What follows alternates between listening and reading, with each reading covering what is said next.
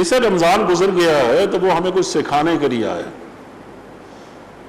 اس کی شب و روز تو ویسے ہی تھے جیسے آج شوال کے ہم دیکھ رہے ہیں.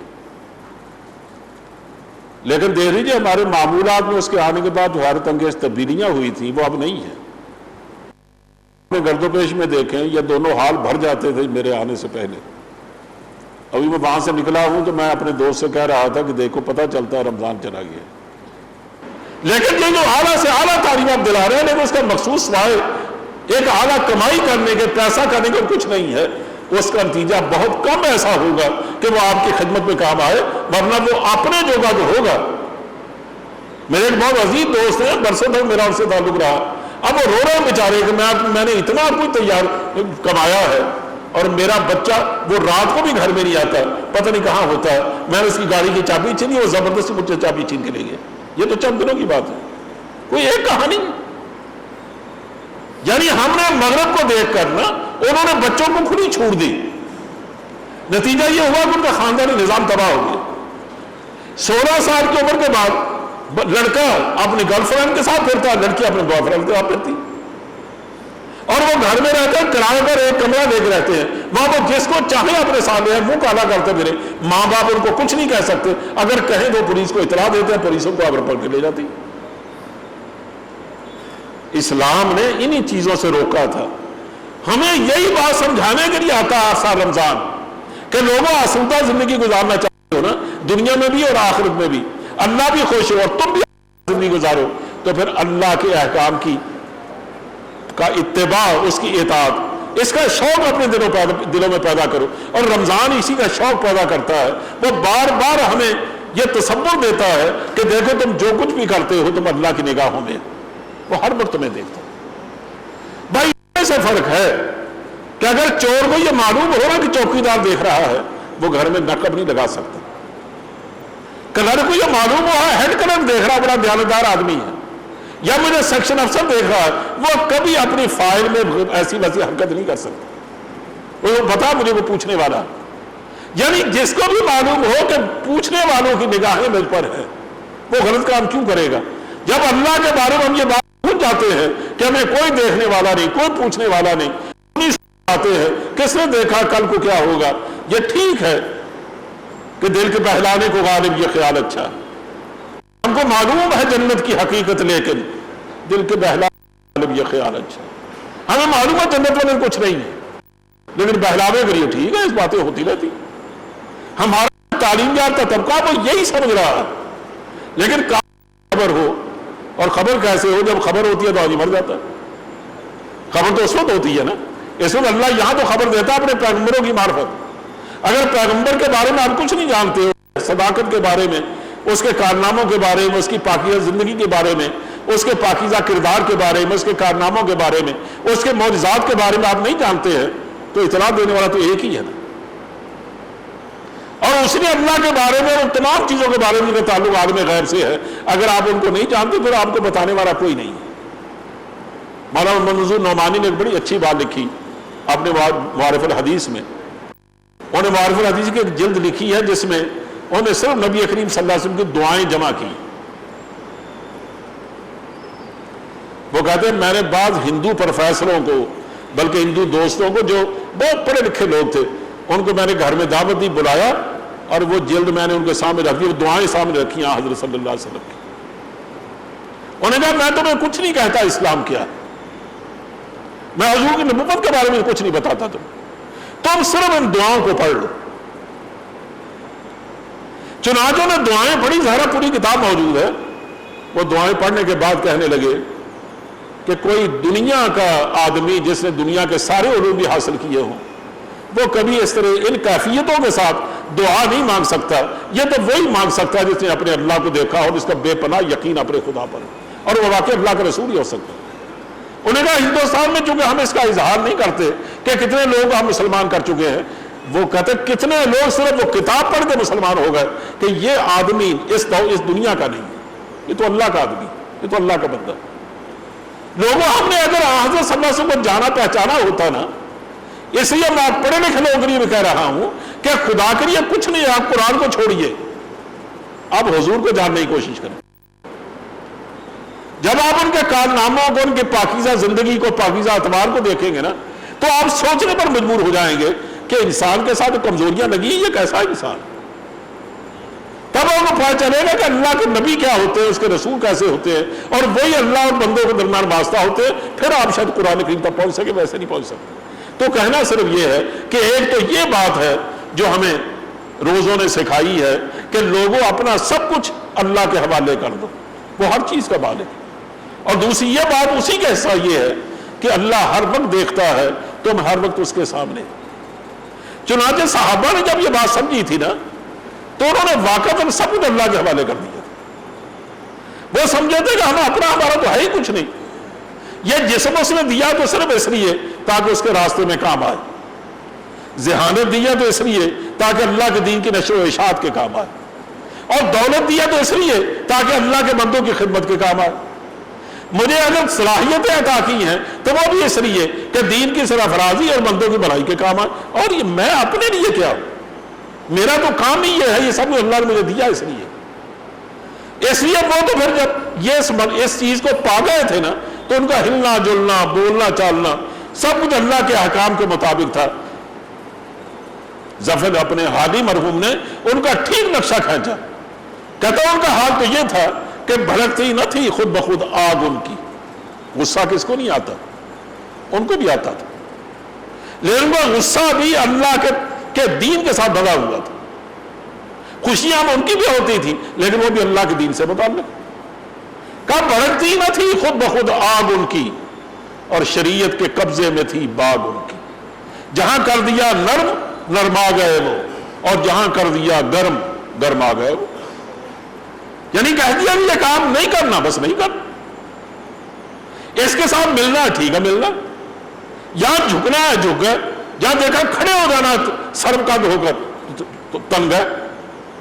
ان کو اس بات سے کوئی غرض نہیں ہے کہ اس میں میں مر جاؤں گا، مارا جاؤں گا، میرا کوئی نقصان ہو جائے گا۔ وہ ان کو سمجھاتا بھی تھا کہ تمہارا نقصان ہوگا، وہ کہتے ہیں نقصان؟ جو کام اللہ کے راستے میں ہو جائے اور چیز اللہ کے راستے میں چلی جائے اس کو نقصان کہتے ہیں؟ نقصان تو وہ ہے جو اس کے راستے سے بچا لی جائے۔ حضور کا اپنا ارشاد ہے کہ مال وہ ضائع ہوا جو اللہ کے راستے میں خرچ نہیں ہوا، جو اللہ کے راستے میں خرچ ہو گیا تو باقی رہا۔ اور تمہیں اب یقین نہیں ہے، لیکن جب قیامت کے دن تمہیں وہی مال خرچ کیا ہوا مختلف صورتوں میں وہاں نظر آئے گا کہ ایک تمہارا درم یا ایک تمہاری کھجور جو اگر تم نے کسی کو دی ہے، حضور فرماتے ہیں کہ اللہ اپنے ہاتھ میں رکھ کر اس کو پالتا ہے، اور اس کو اتنا بڑا پالتا ہے، اتنا بڑی اس کا افزائش کرتا ہے، وہ کوہ احد کے برابر ہو جاتی ہے۔ اب قیامت کے دن جب یہ چیزیں سامنے آئیں گی آدمی حیران ہوگا کہ ہے یہ کہاں سے آ گئی۔ ایک حدیث میں ہے کہ ایک آدمی کے جب اعمال تولے جا رہے ہوں گے، نیکیوں کا پردہ اٹھ جائے گا، بدیوں کا جھک جائے گا۔ اس کا صاف مطلب یہ ہے کہ ابھی گیا جہنم میں، اب وہ انتہائی پریشان ہوگا کہ یا اللہ کیا بنے گا۔ اچانک ایک پرزہ آ کر گرے گا اس کی نیکیوں کے پلڑے میں، اور وہ زمین سے لگ جائے گا، اور بدی کو پلڑا اوپر اٹھ جائے گا، حکم آئے گا اس کو جنت میں داخل کر دو۔ اور وہ نیکیوں کا پردہ کیا ہوگا، پرزہ کیا ہوگا کہ جو اس نے بھلائیاں کی ہوں گی لوگوں کے ساتھ اس میں وہ لکھی ہوں گی۔ تو مطلب یہ کہ آدمی جو کچھ کرتا ہے اللہ کے راستے میں، جو خرچ کرتا ہے، جو صلاحیت اٹھاتا ہے، جو پسینہ بہاتا ہے، جو خون دیتا ہے، یہ کل کو کام آنے والی چیزیں ہیں۔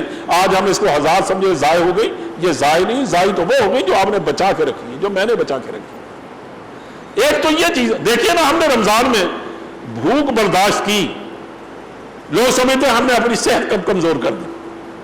بعض لوگوں سے ملاقات ہوتی ہے نا، وہ کہتے ہیں جناب کیا کریں، روزے رکھ رکھ کر ظاہرہ کم کمزور پڑ گئے۔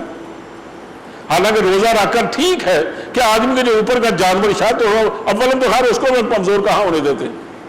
جو کچھ افطاری میں ہم کھاتے ہیں اور جتنا ساری میں زور لگا کے کھاتے ہیں، اتنا عام دنوں میں ہم کب کھاتے ہیں؟ ایسے ہم یہ اوپر کا جسم بھی کمزور نہیں ہونے دیتے، اللہ کرے یہ کمزور ہو، لیکن یہ آپ کو معلوم نہیں کہ حیوانیت کمزور ہوتی ہے، بہیمیت کمزور ہوتی ہے، لیکن انسانیت توانا ہوتی ہے، روحانیت توانا ہوتی ہے۔ تو اصل کام آنے والی چیز وہ ہے، یہ تو نہیں ہے نا، اس کو تو پھر آپ پال لیں گے، اور یہ پل کر آپ کو نقصان ہی دے گا، آپ کو فائدہ تو نہیں کرے گا۔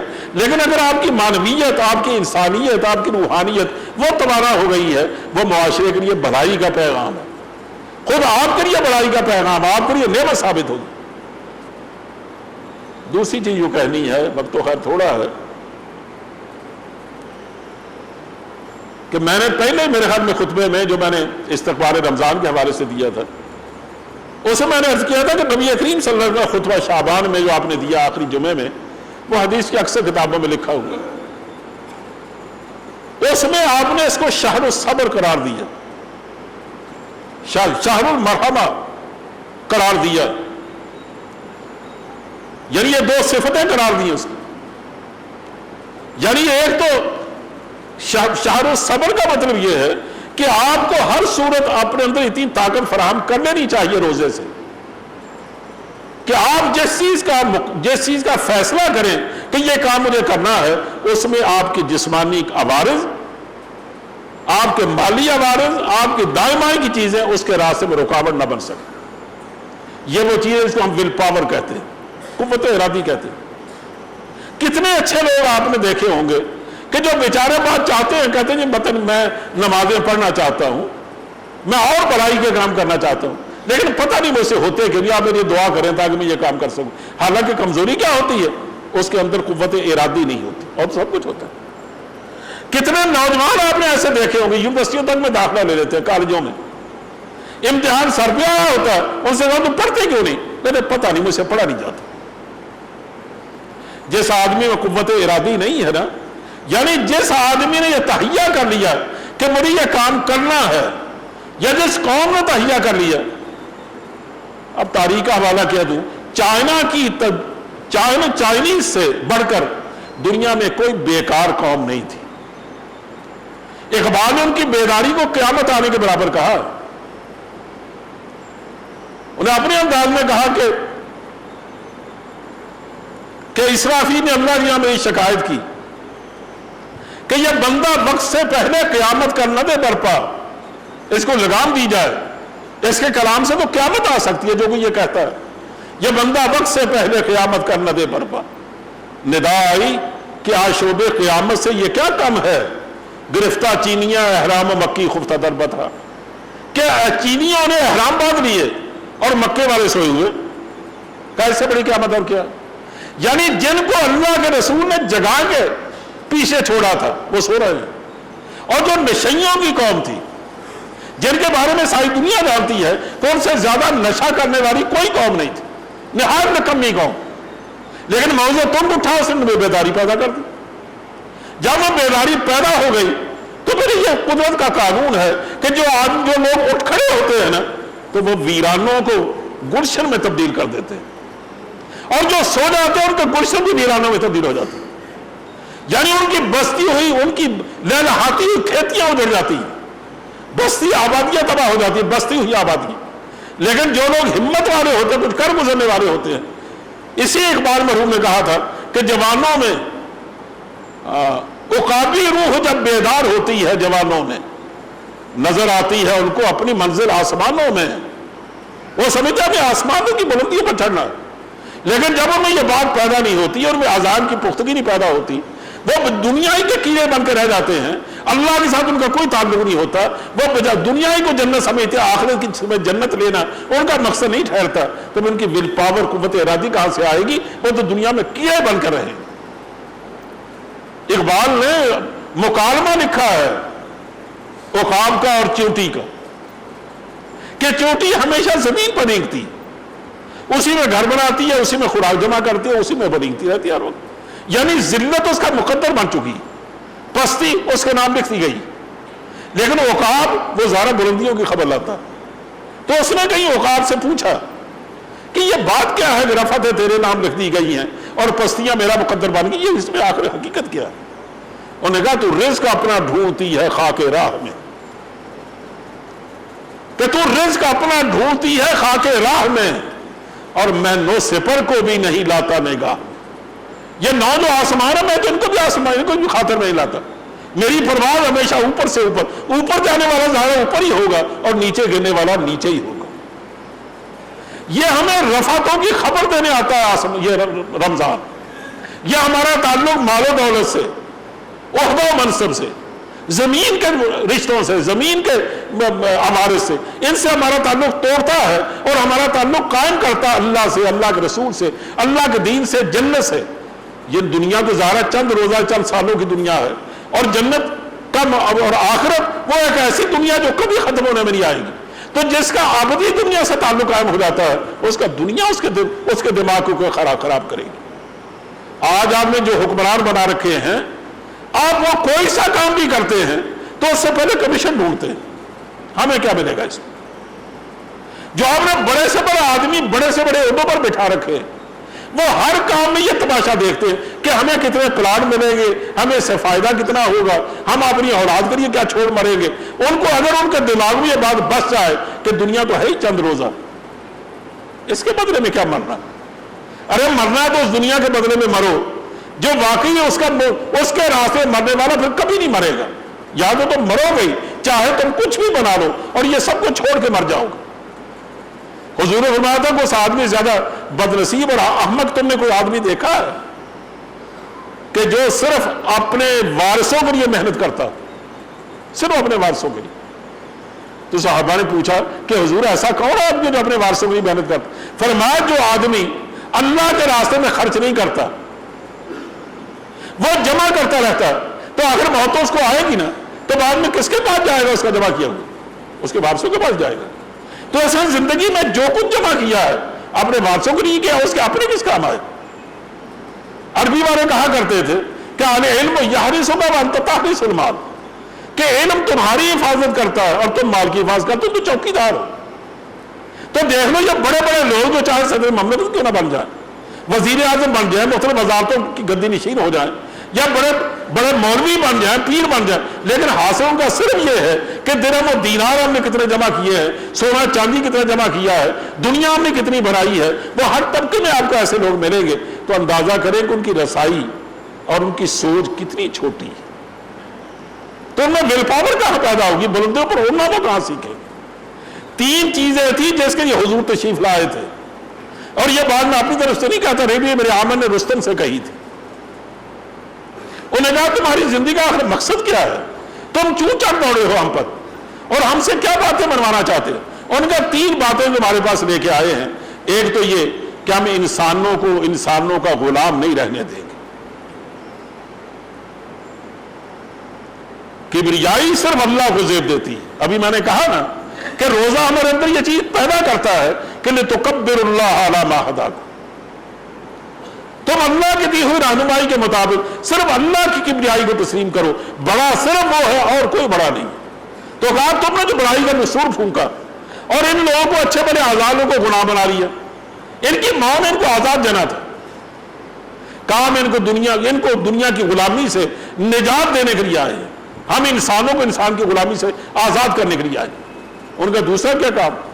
کہا دوسرا ہمارے پیش نظر یہ ہے کہ تم جو اہل کتاب ہو، چاہے عیسائی یا یہودی، تم نے اپنا جو مذہب بنایا ہے نا، اس کا مقصد بھی دنیا طلبی کے سوا کچھ نہیں، اس میں اللہ کی محبت نہیں بلکہ دنیا کی محبت پیدا کی جاتی ہے۔ تمہارا جو پاپا ہے نا، بڑے سے بڑا پاپا اعظم، تم ذرا اس کی زندگی کے حالات دیکھ لو، وہ بھی صرف ہدف بناتا ہے، صرف دنیا طلبی کو بناتا ہے۔ ہم یہ دین کا غلط تصور ختم کر کے اللہ کے سایہ عدل و احسان میں دنیا کو ہم داخل کرنے کے لیے آئے کہ لوگ یہ سمجھ لیں کہ اللہ نے ایک تو عدل دیا ہمیں، وہ انسانوں میں ہوگا، اور احسان کیا ہے کہ ہم جو کام کریں وہ صرف اللہ کے لیے کریں اور بہتر سے بہتر اس کی بندگی بجا لانے کی کوشش کریں۔ تو انہوں نے کہا تیسرا کیا ہے؟ کہا تیسری ہماری منظر یہ ہے کہ لوگوں نے سب کو اس دنیا کو سمجھ لیا۔ یوں تو یہ کافروں کا مسلک تھا، تو ہمارے اندر بھی وہی ہے کہ اپنے سردار دیوان سے مفتون سے پوچھا گیا کہ آپ نے جی کامیابی کا تصور کیا ہے؟ انہوں نے کہا میرے جی کامیابی کا تصور یہ ہے کہ جب میں مروں تو میرے بینک میں کم از کم 1 لاکھ روپیہ بینک بیلنس چھوڑ کے جاؤ۔ اس زمانے میں لاکھ پتی بہت کم لوگ ہوتے تھے۔ آپ اندازہ کریں کہ ساری زندگی کی محنت کا نتیجہ کیا ہے؟ 1 لاکھ روپے۔ آپ آج کسی مسلمان کو پوچھ کے دیکھ لیجئے، یعنی جو آدمی تعلیم کے لیے اتنا خیر برداشت کرتا ہے، اس کے ماں باپ اتنا خرچ کرتے ہیں، تو ان کا مقصد کیا ہوتا ہے؟ بہتر سے بہتر تعلیمی ادارے میں بھیجنے کا کہ یہ اچھی تعلیم حاصل کرے، کس لیے؟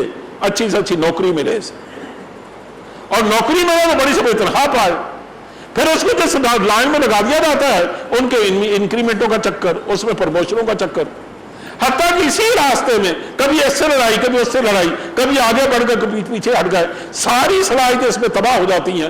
آخر اس کا نتیجہ کیا ہوتا ہے کہ کٹی عمر ہوٹلوں میں اور مرے ہسپتال جا کر، یہ انجام ہوتا ہے۔ وہ کہتے ہیں ہم اس چیز کو ختم کرنے کے لیے آئے ہیں کہ لوگوں، دنیا بہت چھوٹی ہے، آخرت بہت بڑی ہے، تمہارے اندر بھی وسعت ہے نا، تم اولو العزم ہو، تو وہ کام کرو جو آخرت بنائے، ایک چھوٹی چیز کے پیچھے کیا پڑنا۔ حضرت عبداللہ ابن عمر فرماتے ہیں کہ میں اپنے جھونپڑے کو، جو میں نے جھونپڑا سا بنا رکھا تھا، اس کو میں مٹی لگا رہا تھا، کوئی اس کی لپائی کر رہا تھا، اتنے میں حضور تشریف لے آئے۔ فرمایا عبداللہ کیا کر رہے ہیں؟ میں نے کہا حضور برسات کے دن آنے والے ہیں، تو دیکھیے نا اس میں دراریں پڑی ہوئی ہیں، میں نے ان کو بند کرنا چاہتا ہوں، کوئی لیپا پوتی کروں گا تاکہ برسات کے موسم میں پانی اندر نہ جانے پائے۔ پر مان لیجیے برسات تو ابھی دور ہے لیکن معاملہ تو اس سے بھی قریب کا ہے، تمہیں پتا ہے کہ تم برسات تک زندہ رہو گے، اس کی فکر کرو نا جس کا کوئی بھروسہ ہی نہیں کب آ جائے سر پر، تو تمہیں اس کی فکر نہیں ہے لیکن تم برسات کی فکر کر رہے ہو جو ابھی بہت دور ہے تم سے، اس کے لیے گھر بنا رہے ہو، لیکن آخرت کے گھر کی فکر ہے کوئی؟ کیا فکر اس کی کرو۔ سلمان فارسی جب کہا گیا کہ آپ کو گھر بنا کے دیں، انہوں نے گھر کیا کرنا، کسی مکان کے سائے میں لیٹ لیتا ہوں۔ جب لوگ بہت اصرار کیا تو زمین پر لیٹ کے کہا اتنا چوڑا بنا دو، اتنا لمبا بنا دو کہ ٹانگیں پسار لوں، ہاتھ کھول لوں، بس۔ یعنی جن لوگوں کی نگاہوں میں واقعی آخرت بس گئی تھی، ہماری نگاہوں میں تو بس ہی نہیں ہے۔ اسے میں کہہ رہا ہوں کہ ہمیں روزہ یہ بتانے کے لیے آتا ہے کہ لوگوں دیکھو اللہ تو اس طرح بھی خوش ہوتا ہے کہ حلال اور طیب چیزیں اس کے لیے چھوڑنی پڑتی ہیں، تم جن چیزوں کو جمع کرنے کے پیچھے لگے ہوئے ہو اس کا کمانا، میں یہ نہیں کہتا خدا نہ کرے کہ تم سارے بھکشو بن جاؤ، جوگی بن جاؤ اور میرے کو گھر بار نہ بناؤ، خوب بناؤ۔ نوجوانوں خاص طور پر آپ سے کہتا ہوں، اکبر مرحوم نے کہا تھا شوق سے کالج میں پڑھو، پارک میں پھولو، جائز ہے غباروں میں اڑو، چرخ پہ جھولو، مگر ایک سخن بندہ ہے آج اس کا رہے یاد، اللہ کو اور اپنی حقیقت کو نہ بھولو۔